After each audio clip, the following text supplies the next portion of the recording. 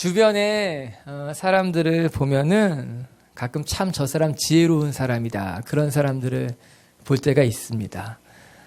그 사람이 말하는 것을 보면 참 지혜롭게 말한다. 그런 생각이 드는 거예요. 또 무엇 하나 결정하고 선택할 때 보면은 이 사람이 참 지혜로운 사람이구나.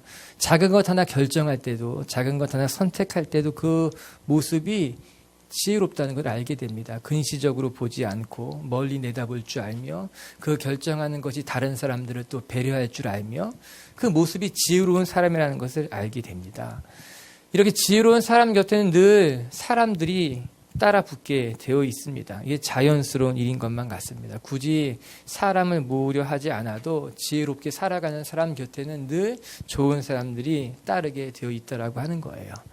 또 반면에 어떤 사람들을 보면 참 저 사람 어리석다 생각되는 사람들이 있습니다. 말을 하나 할 때도 저렇게 말할 필요가 없는데 꼭 그렇게 이야기하는 사람들이 있습니다.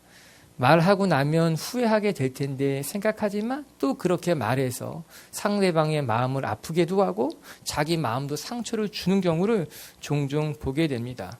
무엇 하나 결정할 때도 불보듯 뻔한 일임에도 불구하고 고집을 버리지 못하고 그 고집에 따라서 결정하는 사람들도 많이 보게 됩니다. 늘 내 눈앞에 있는 이익만 따지게 되고 다른 사람들을 배려하지 않게 되고 그래서 결정하고 나서 후회하는 사람들을 많이 보게 됩니다. 안타까운 것은 후회해도 그 후회가 늘 늦었다라고 하는 것이에요. 성숙하지 못한 사람들입니다. 몸은 자랐을지 모르지만 나이는 먹었을지 모르지만 그가 생각하는 것이나 말하는 것에 있어서 아직 성숙하지 못하기 때문에 어리석다 지혜롭지 못하다라고 하는 것이에요. 여러분에게 묻고 싶습니다. 여러분은 어떤 사람입니까? 지혜로운 사람입니까? 어리석은 사람입니까? 무엇 하나 말을 할 때도 생각할 때도 결정할 때도 멀리 내다보고 하나님의 뜻을 헤아려 가면서 지혜롭게 결정하고 생각하는 사람들입니까? 아니면 늘 내 이익에 내 눈앞에 보이는 것에 사로잡혀서 결정하고 후회하는 사람입니까? 고집을 포기하지 못하기 때문에 다른 사람들의 마음을 아프게 하는 어리석은 사람입니까? 우리 빛의 교회 성도 여러분, 우리가 성숙한 사람들이 되어서 지혜롭게 살아가는 법을 배울 수 있게 되게 주님의 이름으로 축복합니다. 그래서 여러분 주위의 사람들이 여러분을 가르치기를 지혜로운 사람이다. 말하는 것도 생각하는 것도 성숙한 사람이다. 그런 칭찬 듣는 사람들이 되기를 주님의 이름으로 축복합니다. 오늘 같이 나눌 말씀이 바로 지혜로운 자와 어리석은 자에 대한 이야기입니다. 사울은 점점 더 어리석은 사람으로 변해갔습니다. 사울은 순수한 사람이었고 또한 지혜로웠던 사람입니다. 또한 사울은 누구보다도 용감했던 사람이 바로 사울입니다. 그러나 이제 사울에게서는 그런 순수함을 찾아볼 수 없습니다. 지혜로움도 찾아볼 수 없습니다. 뿐만 아니라 그는 다윗을 바라보고 시기하고 질투하며 심지어는 다윗을 보고 두려워했던 사울은 이제 겁쟁이가 되어버린 겁니다. 사람을 의식하고 사람이 두렵고 사람을 피해 다니는 그런 겁쟁이가 됐다라고 하는 거예요. 오늘 말씀은 이렇게 시작이 됩니다. 6절과 7절을 우리 같이 한 목소리 한번 읽어볼게요. 6절 7절입니다. 시작.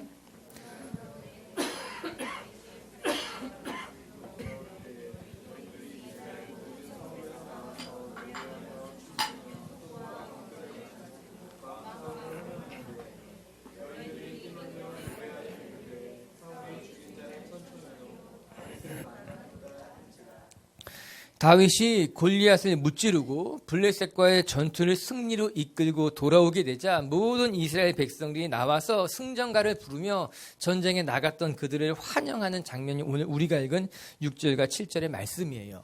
이런 블레셋은 역사적으로 이스라엘에게 언제나 큰 위협을 주는 요소였기 때문에 블레셋을 무찔렀다고 하는 것은 이스라엘에게서는 굉장히 큰 경사일 수밖에 없었다라고 하는 거예요. 이스라엘 백성들이 크게 기뻐하고 즐거워하는 것은 당연한 일이었다라고 하는 겁니다.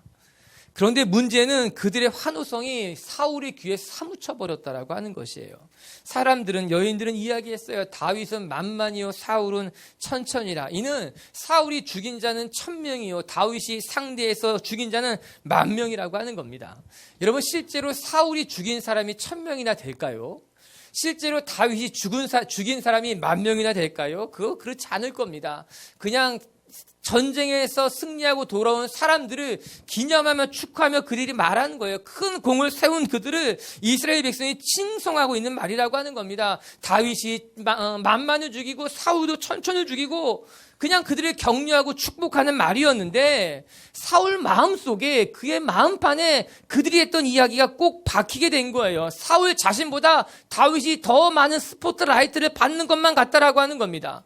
이에 사울의 마음에 시험이 든 겁니다. 8절은 이렇게 기록하고 있어요. 사울이 그 말에 불쾌하여 심히 노하여 이르되, 사울의 마음이 불쾌했답니다. 그리고 그들의 이야기에 그의 마음이 부단 거예요. 화가 났다라고 하는 거예요. 결국 이렇게 마음이 상한 사울이 다윗을 주목하기 시작했다고 성경은 말해주고 있는 거예요. 사울이 다윗의 모습을 바라봅니다. 다윗을 미워하게 된 거예요. 다윗의 일거수 일투족을 주목해서 바라보기 시작하는 거예요. 다윗이 만나는 사람이 누군지, 다윗을 칭송하는 사람은 누군지, 다윗이 어떤 일을 하고 있는지 사울은 다윗에게서 눈을 뗄 수 없었다고 이야기합니다. 여러분, 여기에서 어리석은 자의 전형적인 모습을 발견할 수 있게 되는 거예요. 사울이 어리석게 된 결정적인 요인이 무엇이었는가? 여러분, 사울은요 이제 하나님을 주목하지 않고 일개 사람 다윗을 주목하기 시작했다라고 하는 거예요. 사람들의 말에 상처받기 시작한 거예요. 사람들의 이야기 때문에 그의 마음이 흔들렸다라고 하는 것입니다. 사람들의 말을 주목하기 시작한 거예요. 사람들의 이야기가 그의 마음에 가득 차버린 거예요. 이제 그는 하나님을 주목하지 않고 사람을 주목하기 시작했다라고 하는 것입니다. 사울이 점점 더 어리석어진 이유가 바로 여기 있다라고 하는 거예요. 그는 하나님을 주목하고 하나님의 말씀을 경청해야 되는데 사람들의 말을 경청한 거예요. 사람을 주목하기 시작했다라고 하는 거예요. 사울의 마음에 시기와 질투가 가득해집니다. 사울은 천천히요, 다윗은 만만이라는 사람들의 외침이 사울의 생각을 전방 지배해버린 거예요. 사울은 이제 고백합니다. 다윗이 얻을 것은 나라 말고 더 무엇이더냐? 이제 다윗이 이 나라를 빼앗아 갈 것이라고 하는 그런 엉뚱한 생각에까지 자격지심에 빠진 거예요. 열등감에 빠진 거예요. 자기 비하를 하기 시작했다라고 하는 겁니다.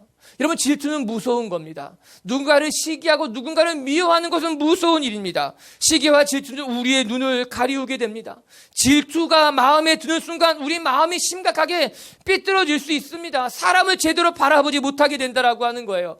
여러분, 처음엔 그냥 부러웠을 뿐인데 그 부러움이 시기를 만들고 그 시기가 우리 마음을 질투하게 만들고 그 질투가 우리 마음을 사람을 바라보기에 사람을 두렵게 만들어간다고 성경이 우리에게 이야기하고 있는 건 아닙니까? 모든 것을 굴절되게 만들어 보이는 거예요. 사람의 마음을 병들게 하고 있는 거예요. 마음을 썩어버리게 한다라고 하는 것이죠. 여러분, 잠언 14장 30절에 이렇게 말씀이 나와 있어요. 같이 한번 읽어볼게요. 시작. 평온한 마음은 육신의 생명이나 시기는 뼈를 썩게 하느니라.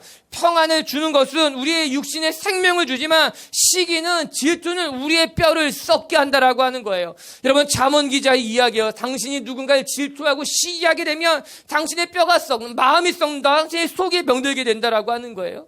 여러분, 우리 중에 누군가를 질투해 본 사람이 있다면, 누군가를 시기해 본 사람이 있다면, 누군가를 미워해 본 사람이 있다면 이 말씀을 잘 이해할 수 있을 거예요. 누군가를 미워하게 되면 우리 속이 병들게 돼요. 질투는요, 우리의 마음을 상하게 만든다라고 하는 거예요. 결국 우리 마음이 병들게 돼요. 우리의 영혼이 죽게 되어 있다라고 하는 거예요. 오늘 다윗이 그랬다고 성경은 말해주고 있어요. 다윗에 대한 질투와 분노가 그의 속과 마음을 병들게 하고 있었고, 이제 사울은 다윗만 바라보고 사람의 소리에 흔들리는 존재가 되었다라고 하는 것입니다. 우리 미체교회 성도 여러분, 우리가 마음을 놓치면, 마음을 잃어버리면, 시기와 질투가 우리의 눈을 가리게 되면 우리 마음이 병들게 되어 있다라고 하는 거예요. 우리는 어려우면 어려울수록 더 하나님을 주목하는 사람이 되어야 될 줄로 믿습니다. 하나님의 말씀에 마음을 쏟아야 되며 하나님의 음성을 경청하는 데 힘을 다해야 될 것입니다. 자꾸 사람의 말이 들린다면, 자꾸 사람의 말이 내 마음에 상처를 주게 된다면, 자꾸 사람들의 이야기 때문에 무엇인가를 제대로 바라볼 수 없게 된다면 우리는 그때 깨어 있어야 돼요. 우리는 긴장해야 돼요. 내 마음이 병들어 있는 것은 아닌가? 내가 자격지심에 빠진 것은 아닌가? 내가 열등감에 빠져 있는 것은 아닌가? 여러분, 이렇게 하나님을 주목하지 못하고 사람을 바라보는 사람들에게 어떤 부작용이 일어나는지 아십니까? 두려움이 생깁니다.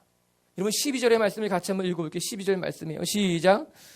여호와께서 사울을 떠나 다윗과 함께 계심으로 사울이 그를 두려워하느냐. 여러분, 사울이 다윗을 두려워했다고 이야기합니다. 뿐만 아니라 15절에서도 사울의 마음에 두려움이 가득했다라고 기록되어져 있어요. 사울 마음속에 어느덧 사람이 두렵기 시작하게 된 거예요. 다윗이 두렵기 시작했다라고 하는 거예요. 하나님이 자기와 함께하지 않고 다윗하고만 함께한다는 생각이 드니까는 다윗이 두려운 거예요. 처음에는 질투와 분노가 있었지만 나중에는 두려움이 그의 마음을 흔들어 놓기 시작했다라고 하는 것입니다. 여러분, 그러고 보면 연약한 사람의 전형적인 모습을 발견하게 되는 것 아닙니까? 누군가를 미워하고 질투하면 하나님이 보이지 않게 됩니다. 사람만 보이게 되고 하나님의 음성이 들리지 않고 사람의 이야기에 내 마음이 흔들리게 된다라고 하는 거예요. 그리고 어떤 현상이 나타나는가? 사람이 두려운 거예요. 사람을 자꾸 피하게 되는 거예요. 혼자 있고 싶어지게 된다라고 하는 것이에요. 결국 질투와 시기의 종이 되고 사람의 종이 된다라고 하는 거예요. 저 말씀을 보면서 사울이 병들었구나. 사울의 마음이 지금 건강하지 못하구나. 여러분, 가만히 생각해 보면 왜 다윗을 시기하고 질투해야 할까요? 다윗은 사울의 부하입니다. 장수였다라고 하는 거예요. 그리고 부하인 다윗이 가는 곳마다 백전백승 승리를 가져온다면 사울은 잘 된 거예요. 감사해야죠. 좋아해야죠. 자기 대신 나가 싸워 승리하고 돌아온 다윗을 칭찬하고 격려해야 하는 일임에 맞는데 오히려 왜 사울은 다윗을 시기한 걸까? 불안해하는 것일까? 사울 마음에 다윗이 잘 싸우는 것이 부담스러운 것이었죠. 자기보다 더 큰 공을 세우는 것처럼 느꼈기 때문에 부담이 들기 시작하는 거예요. 그런데 이때 우리가 매우 유사한 말씀을 하나 확인해야 될 것이 있어요. 그것이 무엇인가 하면 사무엘하 23장의 말씀이에요. 사무엘하 23장에는요, 다윗의 용사들이 열거되어져 있어요. 무려 8절에서부터 39절까지 수없이 많은 다윗의 용사 이름이 하나씩 하나 열거되어 있다라고 하는 거예요. 그 첫 번째 절 23장 8절에는 이런 말씀이 나와요. 같이 한번 읽어볼게요. 시작. 다윗의 용사들의 이름은 이러하니라.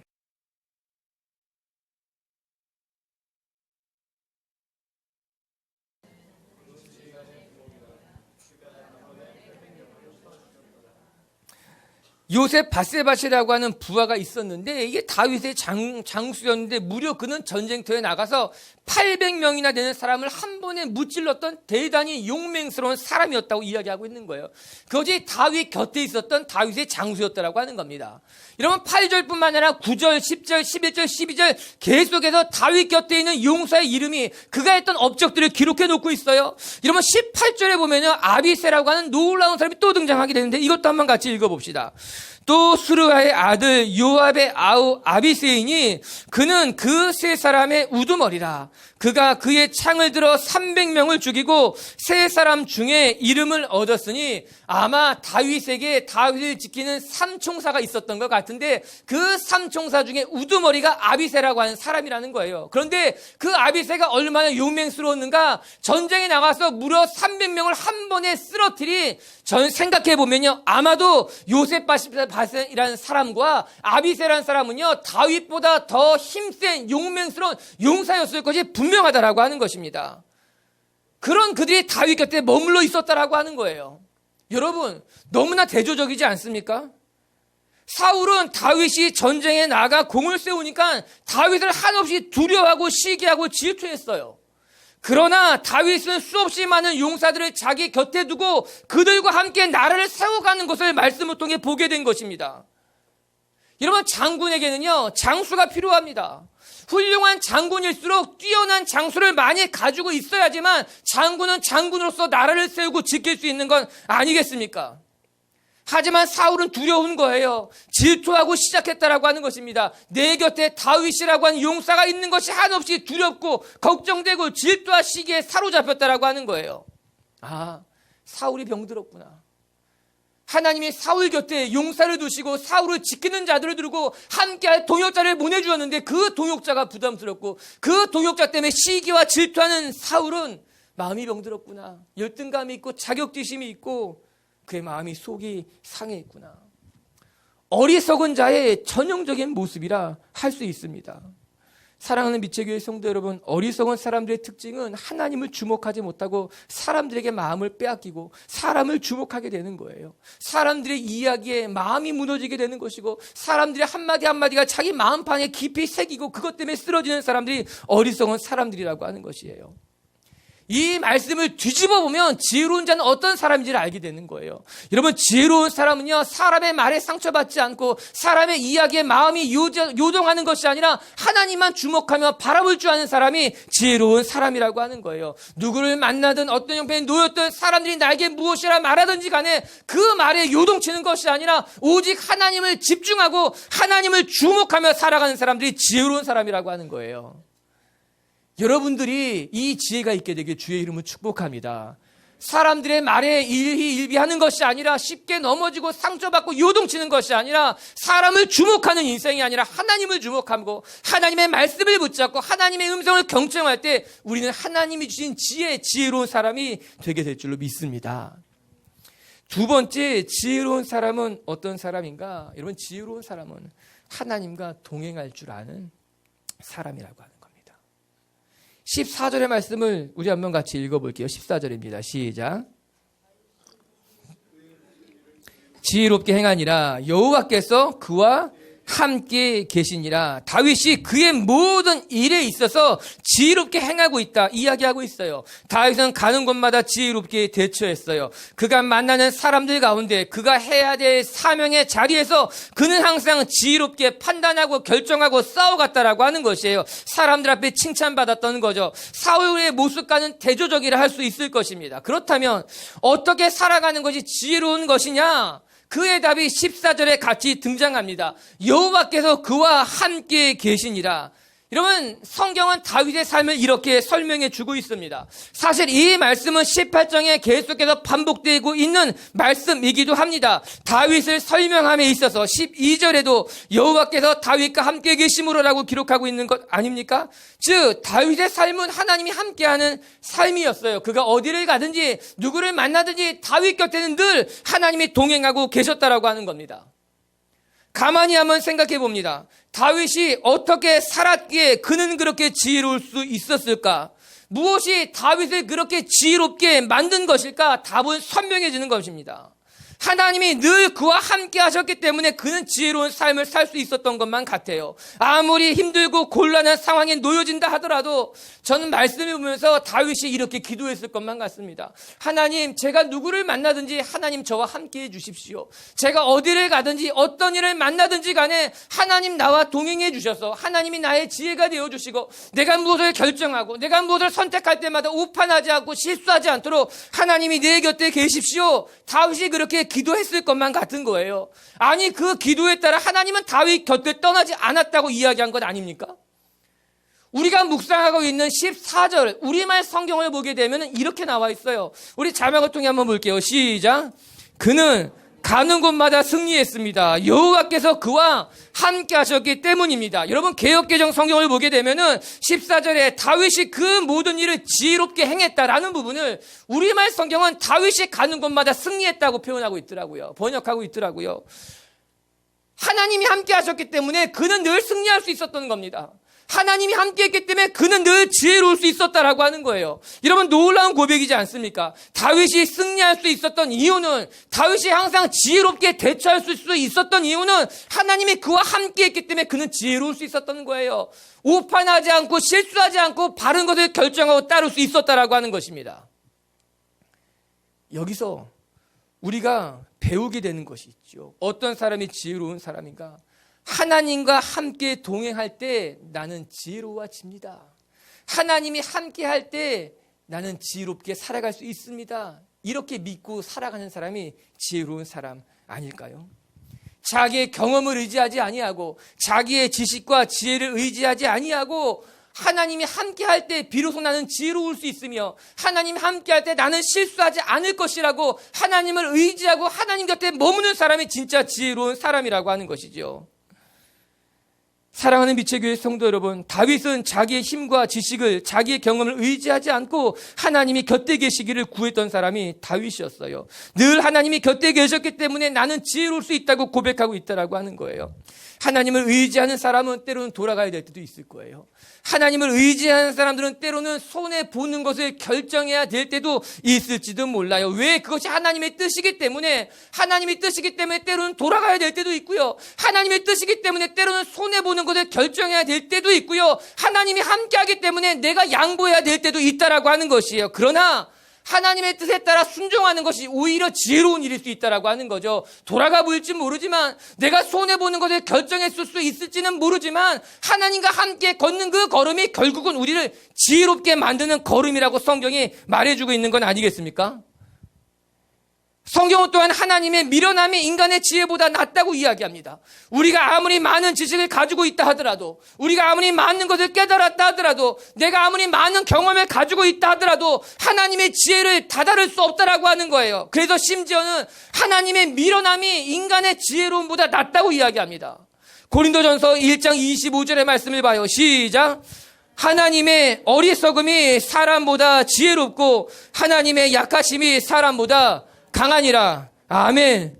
하나님의 어리석음이 우리의 지혜보다 낫다라고 하는 거예요. 우리의 경험이, 우리의 학식이, 우리가 가진 정보가 아무리 많다 하더라도 하나님의 어리석음보다 나을 수 없다라고 하는 거예요.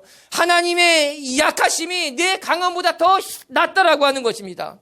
그래요. 진짜 지혜로운 사람은 그래서 하나님을 의지할 줄 아는 사람인 거예요. 하나님과 동행하기를 간절히 사모하는 사람이 진짜 지혜를 가진 사람이라고 하는 거예요. 모든 것을 하나님 앞에 맡길 줄 아는 사람, 하나님을 의탁하는 것으로 한 걸음 한 걸음 겸손하게 내디딜 줄 아는 사람.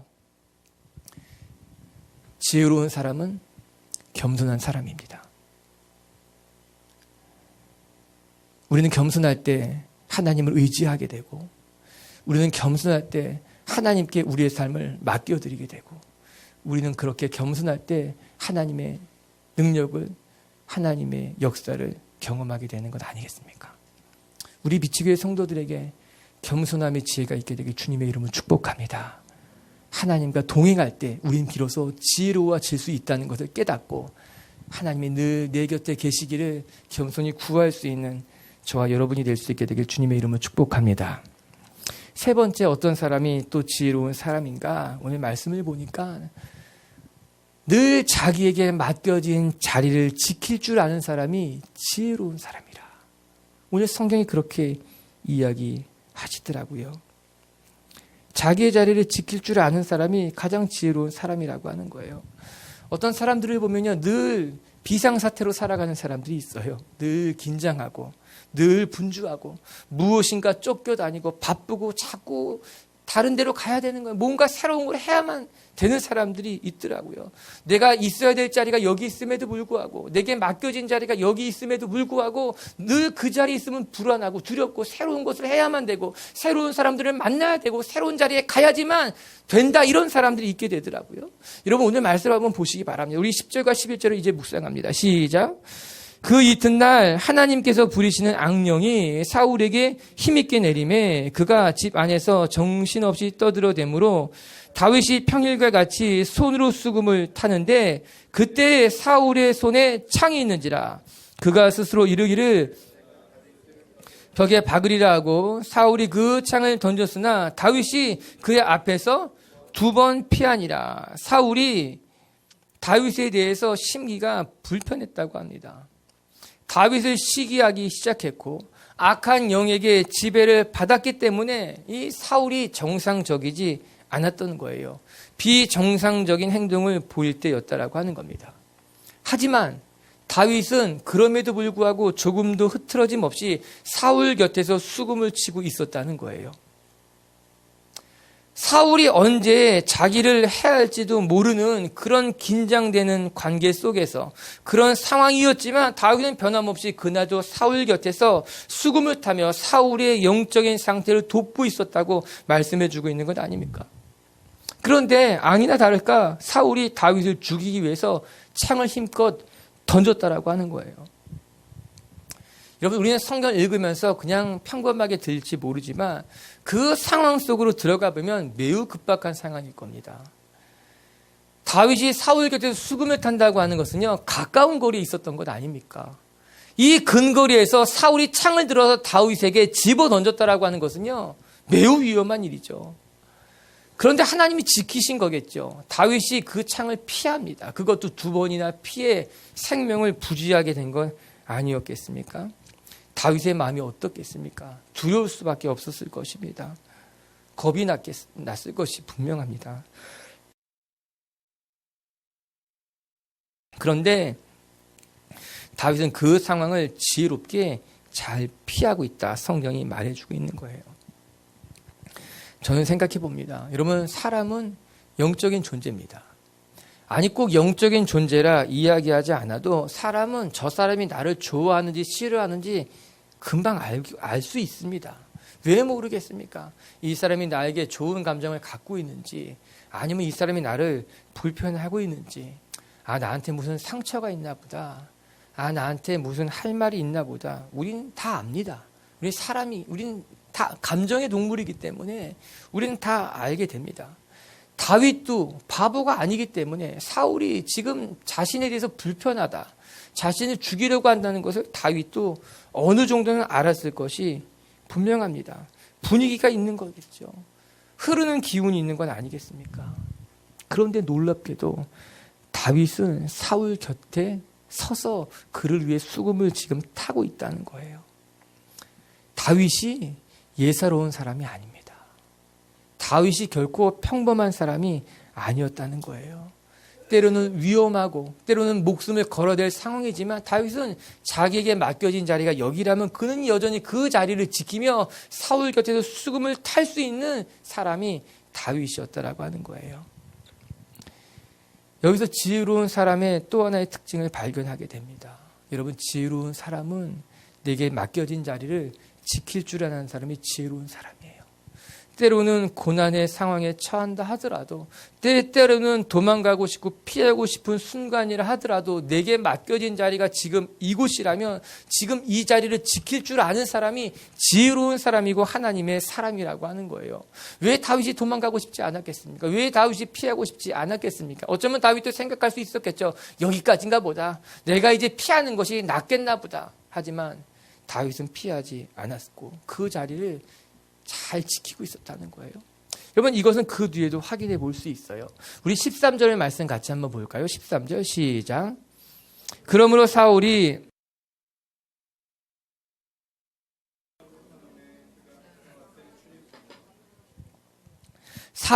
다윗을 쫓아버리기로 결정했습니다. 궁전 안에 두는 것이 아니라 전방으로 내보내는 거죠. 쫓아버린 건 아닙니까? 곁에 두는 것이 두려웠기 때문에 다윗을 멀리 보내기로 결정했다라고 하는 거예요.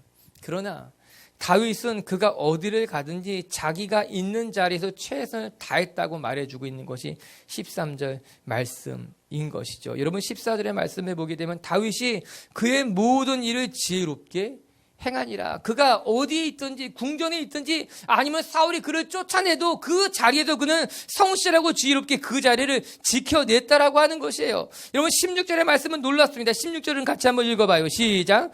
온 이스라엘과 유다는 다윗을 사랑하였으니 그가 자기들 앞에서 출입하기 때문이더라. 온 이스라엘이 다윗을 사랑하게 되었다라고 하는 거예요. 궁전에서 쫓겨난 다윗을 백성이 바라볼 때 다윗이 가는 곳마다 성실했기 때문에 궁전에 있든지 아니면 백성들과 함께 있든지 아니면 최전방에 나가서 나라를 지키는 곳에 있든지 그곳에서도 다윗은 성실하게 자리를 지켰기 때문에 사람들은 다윗을 볼 때마다 존경하게 된 겁니다. 사랑하게 된 겁니다. 다윗에게 자기의 마음을 다 내어주게 되었다라고 하는 것이에요. 이것이 바로 하나님의 사람들의 특징이라고 하는 겁니다. 늘 자기의 자리에서 최선을 다하기 때문에 어디 가든지 사랑받습니다. 때로는 열악해 보이는 곳에 간다 하더라도 그곳에서 충성을 다하기 때문에, 때로는 불리한 처지에 놓인다 하더라도 그곳에서 최선을 다하기 때문에 오히려 불리해 보이는 그 상황에서 존경을 받게 되는 거예요. 오히려 열악한 상황에서 사람들에게 사랑을 받게 된다라고 하는 것입니다. 오늘 다윗이 그랬다라고 하는 거예요. 궁전에서 쫓겨났지만 그가 가는 곳마다 다윗을 만나는 사람들마다 이 사람은 하나님의 사람이요, 이 사람은 존경할 만한 사람이고 이 사람은 사랑받을 만한 사람이라고 사람이 그를 따르기 시작했다라고 하는 것이죠. 하나님의 사람은, 하나님의 지혜를 가진 사람은 자리를 탓하지 않습니다. 상황을 핑계대지 않습니다. 어디를 가든지 누구를 만나든지 늘 그 자리에서 최선을 다하고 오늘 만난 사람에게 내 마음을 다 내어주기 때문에 하나님의 사람으로 쓰임받게 되는 거예요. 사람들에게 존경받고 사랑받는 존재가 되게 되어 있다라고 하는 것입니다. 여러분, 우리는 이런 다윗의 모습을 지금까지 이미 많이 묵상했잖아요. 다윗이 묵동 시절에 그는 자기의 자리를 지켰습니다. 때로는 고음이 오고 사자가 나타나도 다윗은 양들의 곁을 떠나지 않고 그 자리를 지킨 것 아닙니까? 사무엘이 찾아와서 형들에게 기름 붓는다는 이야기를 들었어도 다윗은 그 자리를 떠나지 아니하고 성실히 자리를 지킨 사람이 다윗 아닙니까? 우리는 이미 다윗이 그런 사람이라는 걸 알고 있었다라고 하는 겁니다. 5절의 말씀 같이 한번 읽어봐요. 5절 시작. 다윗은 사울이 보내는 곳마다 가서 지혜롭게 행하며 사울이 그를 군대의 장으로 삼았더니 온 백성이 합당히 여겼고 사울의 신하들도 아멘. 사울이 보내는 곳마다 가서 지혜롭게 행했다라고 하는 거예요. 오늘 우리가 묵상한 것처럼 가는 곳마다 지혜롭게, 즉 하나님만 주목하며 살았다는 것 아닙니까? 가는 곳마다 그 자리에서 최선을 다했다고 말하는 것 아닙니까? 그랬기 때문에 그는 모든 백성들이 그를 합당히 여겼고 사울의 신하들조차도 그를 존중하고 합당히 여기기 시작했다고 이야기한 건 아니겠습니까? 다윗은 성실한 사람이에요. 최선을 다할 줄 아는 사람이었다라고 하는 거예요. 오늘 말씀의 자료로 되돌아가 본다면 지혜로운 사람은 자기가 있는 자리에서 자기가 맡겨진 그 일에 있어서 최선을 다할 줄 아는 사람이 성실한 사람, 존경받는 사람, 지혜로운 사람이라고 성경이 이야기해주고 있는 것 아닙니까? 우리 빛의 교회 성도들에게 이런 지혜가 있게 되길 주님의 이름으로 축복합니다. 상황, 사람들, 형편 때문에 불평하는 것이 아니라 어디에 보내든지 그 자리에서 성실하게 최선을 다하는 것으로 말미암아 그 자리에 사람들에게 칭송을 받고 그 자리에 사람들에게 존경을 받게 되고 그 자리에서 하나님의 인정을 받는 사람들이 하나님이 세우신 하나님의 사람이요 지혜로운 사람이라고 하는 거예요. 할렐루야. 그렇게 여러분의 자리에서 귀하게 쓰임받는 저와 여러분들이 될 수 있게 되길 주님의 이름으로 축복합니다. 말씀을 마칠게요. 여러분, 이 세상에는 지혜로운 사람도 있고 어리석은 사람도 있습니다. 어떤 사람은 참 지혜롭다 생각이 들지만 또 어떤 사람은 어리석다. 왜 저렇게 말할까? 왜 저렇게 결정할까? 왜 고집을 버리지 못할까? 그런 사람들도 많다는 거예요. 사울은 점점 어리석어집니다. 순수함을 잃어버리고 정직함을 잃어버리고 사람을 두려워하는 시기와 질투의 종이 되어버린 것 아니겠습니까? 전 우리 빛의 교회 성도들이 늘 지혜로워 여러분이 결정하는 것이나 선택하는 데 있어서 여러분이 머문 자리에서 많은 사람들에게 존경받고 칭찬받는 사람들이 될 수 있게 되기를 주의 이름으로 축복합니다. 첫 번째, 지혜로운 사람은 사람을 주목하지 않고 하나님을 주목할 줄 아는 사람이라고 하는 거예요. 사람들의 이야기에 상처받고 사람들의 말에 신경 쓰는 것이 아니라 하나님의 말씀을 붙들고 하나님을 주목하는 사람이 지혜로운 사람이라고 하는 것입니다. 두 번째, 지혜로운 사람은 하나님과 늘 함께 동행하는 사람이라는 거예요. 자기의 지식과 경험을 의지하는 것이 아니라 하나님을 의지하는 것으로 하나님 늘 내 곁에 계십시오. 나와 동행해 주십시오. 이렇게 하나님과 동행하는 사람이 진짜 지혜로운 사람이라고 하는 겁니다. 그리고 세 번째, 지혜로운 사람은 자기의 맡겨진 자리에서 언제나 성실하게 최선을 다할 줄 아는 사람이 진짜 지혜로운 사람이라고 하는 거예요. 우리 빛의 교회 성도들이 그렇게 여러분의 자리에서 지혜롭게 여러분에게 맡긴 거 잘 감당할 수 있는 한 주간이 되기를 주님의 이름으로 축복합니다.